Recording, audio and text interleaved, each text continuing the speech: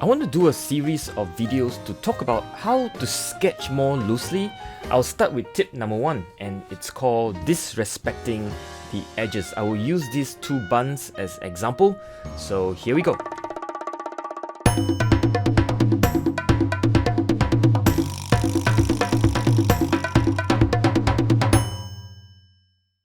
Before I go to the two buns, let's cover a bit of ground on what I mean by disrespecting the edges. It's actually what it says, disrespecting the edges, but in this case I've drawn a rectangle or a square and I've colored within the lines, and this is respecting the edges. I'm painting inside the line. This is what most kids will be asked to do when they are learning how to sketch, and the guardians or art teacher will smack them if they paint outside the line, right? Or they miss, or there are some white spots that they didn't cover. So what I mean by disrespecting the line, and in order to paint more loosely, is exactly this. I disrespect the line. I'm painting not up to the line, I'm painting over the line, and just for fun. And if you look at it on the left hand side, it will be more tight. The one on the right will be more loosed. This is something that is not very easy to unlearn because we have been doing this for years. For me, I've been doing this for over 40 years before I have to unlearn this. So I'm going to give you a little bit more of an example from here. So let's use an example of two buns here, and I will draw them. Typically, you will draw them and then you will color inside the lines, right? One of the things you want to observe when you're sketching something as simple as this is to see where the shadows are, because you are trying to make form, three-dimensional form, and if you're trying to paint more loosely, you will have to think about where you might want to leave highlights. Now, even though the photo does not show you a blown out white highlight, but hey, you are the artist, right? And you're gonna try to paint more loosely, correct? So your job is to go figure out where the lights are hitting the buns, and that's where you might want to leave it completely paper white, which is what I intend to do, and hence disrespecting the edges or disrespecting the lines.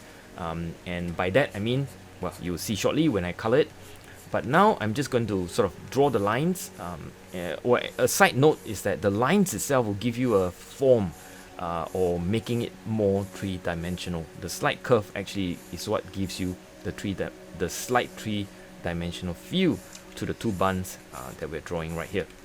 It's always a good idea when you're drawing something, whether urban sketching or not, or from a photograph, like in this case, you're always observing the form, the three-dimensional sense of what you're trying to do, and basically just to absorb as much information as possible from the view or the scene or the photograph. So this is where we're going to start to paint. You're going to see that I'm mixing some quinacridone burnt orange with lemon yellow thrown in, and as you can see, I'm leaving a juicy sort of white highlight at the top of the first bun, and I'm coloring all the way down to the bottom, and you will see that I actually disrespect the line in some ways, and I will do the same thing with the second bun at the bottom.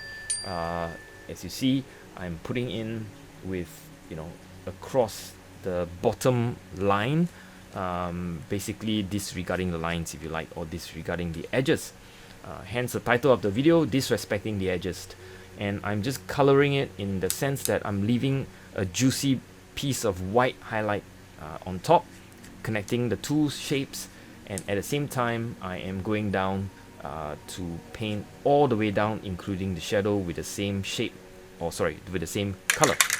At this point, I hope you understand what I mean by disrespecting the line. You don't have to do it for all the shapes in a particular sketch, but if you were to do some of the shapes with, by disrespecting the lines or edges, you will find that your sketch has a certain loose feel to it, as if you didn't respect the rules, and people who looked at it would be like, something is wrong with this. Well, and it's not quite wrong. You're the artist, there's nothing wrong with it, but you are absolutely having a blast by making, soliciting a certain reaction, if you like, by painting without regards for the edges. So now I'm going in with a dark shadow. I'm using Moon Glow from Daniel Smith, fantastic purplish color. and I'm just putting down what I see, the sort of shadowy part of it. I'm using a blank or empty fountain pen to draw the fine lines using the wet watercolor that's still there, and I'm just kind of making sharp lines, if you like, with the fountain pen. So you can see this is a simple technique. There's nothing complicated about it. Disrespecting the line makes it just that much more fun, and you're not constrained in any way to the edges that you have made. Splatter, because splatter is the other technique I'll cover later on. And I splatter with two colors, with a bit of red, with a bit of new gamboge orange. And yeah, I think that's it. So you can see that this is a simple sketch. You can do it in 10 minutes. I did this in real time. I didn't speed it up. You can see that it's just the amount of time I spent drawing and the amount of time I basically put in colors by disrespecting the lines. So here we have the simple sketch with my name in. For this example, that's it. So let me give you 3 other examples from my other sketches. This is one of them where I painted Ganesh. It's a statue, and you can see that the lines are there. There are some parts where I completely disregard where the lines are, and I'm just putting in the wash as I feel free about it. Same thing with this guardian lion sketch.